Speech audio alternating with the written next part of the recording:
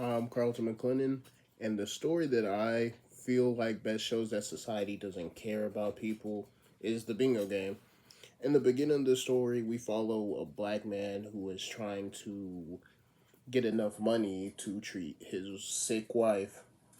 He doesn't have a job, and nobody's willing to help him because on page 124 he says, ask somebody for something and they think you were crazy. Well, I ain't crazy. I'm just broke because I ain't got no birth certificate to get a job, and Laura about to die because we ain't got money for a doctor.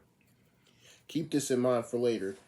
With this being said, it kind of shows that people kind of just brush him aside and don't really care for him and keep moving on with their days until eventually he makes it to this bingo game and win, and people are cheering, they're happy and seeming like that, oh, they're happy for him to win.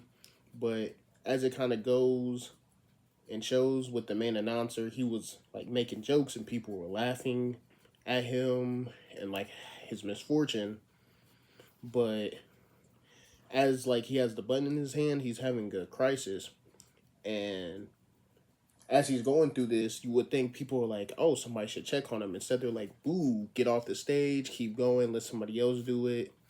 And they keep doing this until eventually he just keeps going and then he just loses it.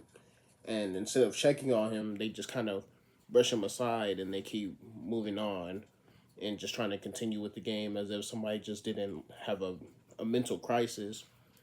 And in this story, it kind of shows that people or society doesn't really care about you unless you're entertaining them to the point even if you lose yourself, because in the story the narrator, he just didn't care about anything else, not even his wife. He wasn't worried about it and nobody was like concerned about what was going on.